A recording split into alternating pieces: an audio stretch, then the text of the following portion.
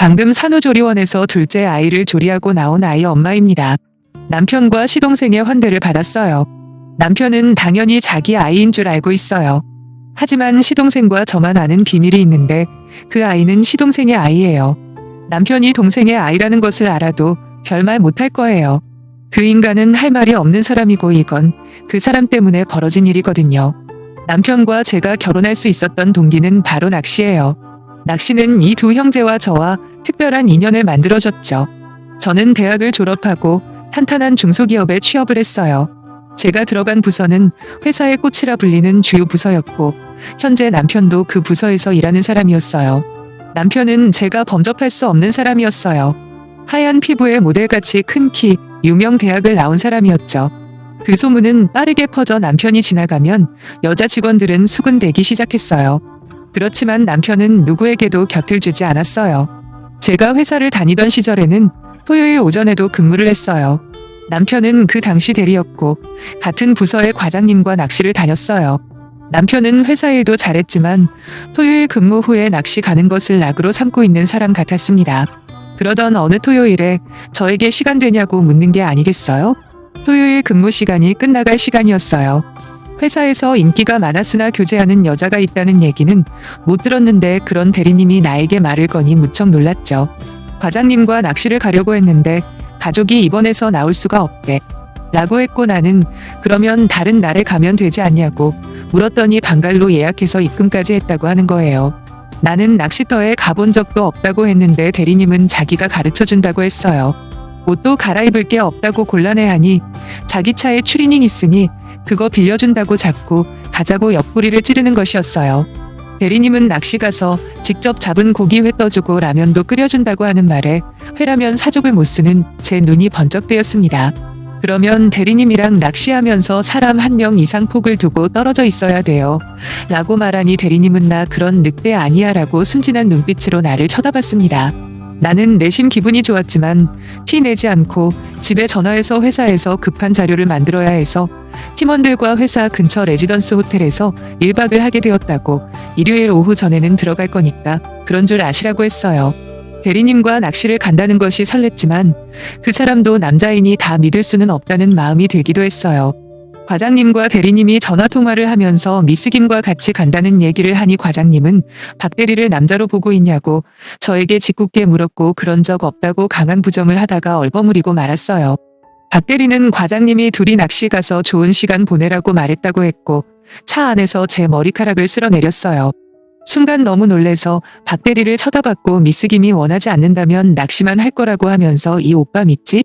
라며 윙크를 하더군요. 네, 대리님만 믿어요라고 대답하고 우리는 차 안에서 스킨십을 하게 됐어요. 박 대리는 우리 오늘 같이 있을 건데 결혼해서 잘 살아보자고 했고 네? 하고 놀랐지만 내 심장은 요동치고 있더라고요. 낚시터에서 필요한 도구와 식재료를 사들고 낚시터에 갔고 박 대리의 차에서 추리닝을 건네받아 나룻배를 타고 방갈로로 들어갔죠. 젊은 남녀가 공식적으로 방갈로라는 공간이 생겼으니 이제 우리 세상이었어요. 저수지에 낚싯대를 던지고 낚시하는 법을 배웠어요. 주변을 돌아보니 남자끼리 온 사람도 있고 혼자 온 사람, 커플이 온 것 같으나 부부 사이는 아닌 듯한 떳떳하지 못한 관계로 보이는 사람들도 보였어요. 대리님이 던져놓은 낚싯대에 입질이 왔고 나는 낚싯대를 당겼어요. 박 대리님은 초보치고는 실력이 좋다며 엄지손가락을 치켜 세워줬고 대리님도 큰 고기를 낚았어요. 박 대리님은 그 고기들을 능숙하게 손질해서 접시에 가지런히 포를 떠서 줬고 나머지 부분으로 얼큰한 매운탕을 끓여줬어요. 그 자리에서 물고기를 잡아 회를 떠서 먹는 그 기분은 정말 꿀맛 같았어요. 오밤중까지 무려 10마리 정도의 고기를 더 잡았고 박 대리는 나에게 졸리지 않냐고 물어보더라고요. 박 대리는 우리 오늘 여기로 신혼여행 온 것으로 하자며 눈웃음을 지었고 나는 무척 부끄러운 얼굴로 그를 바라봤어요. 나는 박 대리의 인도로 방갈로에 들어갔고 그에게 몸을 맡겼어요. 나는 그날로 남자를 처음 알게 되었어. 대리는 그런 내가 너무 예쁘다며 꽉 안아주었어요. 이상하게 눈물이 흘러내렸는데 어떤 의미였는지 설명할 수 없었어요. 그 일이 있고 나서 1년 후에 박 대리님과 결혼식을 올렸고 딸아이를 하나 낳아 예쁘게 키웠어요. 그도 성실하고 가정적인 가장으로 살았고 몇 년이 지나 대리에서 부장으로 승진했고 같이 낚시 다니던 과장님도 상무로 승진했어요. 그들은 매주 토요일이 되면 낚시를 갔어요. 어린 아이를 키우느라 힘든데 남편은 거의 매주 낚시를 가니 저는 그 점이 무척 불만이었죠. 하지만 남편은 직장 생활하면서 상사와 개인적인 친분을 쌓는 것도 업무의 연장이고 승진의 기회라고 열변을 토했어요. 저는 그런 남편의 말을 당해낼 재간도 없었어요. 그런데 어느 토요일에 남편은 낚시를 간다고 나갔고 얼마 지나지 않아 베프인 재영이에게 전화가 왔어요. 너희 남편이 옆자리에 어떤 여자를 태우고 가는 걸 봤다고. 근데 옆자리에 탄 사람이 내가 아닌 다른 여자였다고. 그래서 남편 차가 어느 쪽으로 갔냐고 물었더니 전에 나와 같이 갔던 그 낚시터 방향이라고 말하는 것이었어요. 제가 남편의 배경을 안 썼는데 남편은 부모님이 안 계세요. 남편이 성인이 되던 해 가족들과 여름 휴가를 갔다가 교통사고로 동시에 돌아가셨기 때문이죠.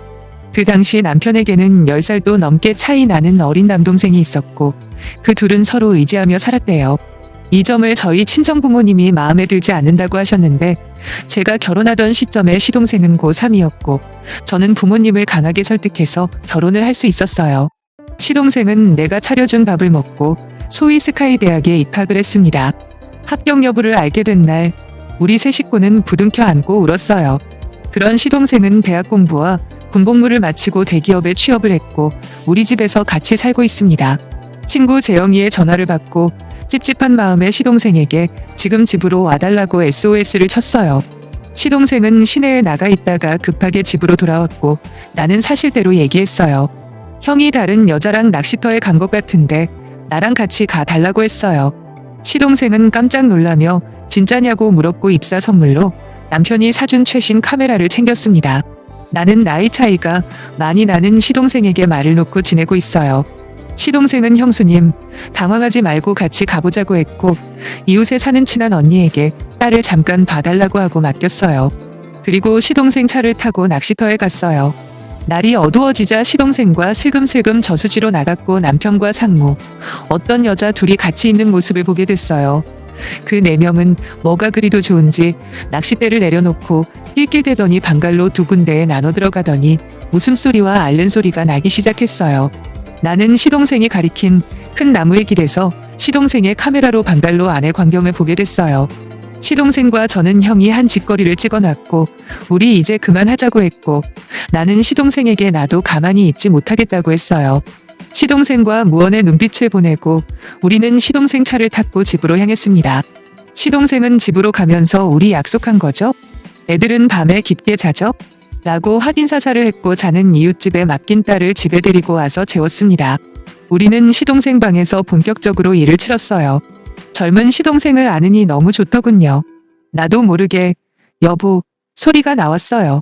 남편에게 느껴보지 못했던 색다른 느낌을 받았고 우리는 거칠게 사랑을 나눴어요. 그리고 그 다음날 남편이 물고기를 잔뜩 잡아왔어요. 평소와 같은 자상한 모습으로요. 정말 뻔뻔하더군요. 남편은 전날에 우리가 자기가 한 짓을 본 사실도 모른 채 콧노래를 부르면서 부엌에서 생선들을 정리하고 매운탕을 끓여주더라고요. 시동생과 나는 서로 눈빛을 교환했고 아무런 내색을 하지 않으면서 꾸역꾸역 음식을 먹었어요. 그리고 한 달이 지나고 있어야 할 소식이 없길래 테스트를 해봤어요. 임신이었죠. 나는 남편과 자주 관계를 맺었고 그걸 다 기록했어요. 멍청한 남편은 나에게 중요한 주기가 언제인지 신경도 안 써요. 다른 여자가 있으니 나에게 의무적으로 남편 노릇을 했던 거죠. 나는 점점 배가 불러왔고 남편이 공식적으로 낚시를 간 날에 시동생과 자연스럽게 관계를 했어요. 그리고 남편이 아닌 시동생의 아이를 낳게 되었어요. 남편은 자기를 닮은 건강한 사내 아이를 낳았다며 너무도 좋아했어요. 시동생은 자신의 아이라는 것을 알면서도 티 내지 않았고요.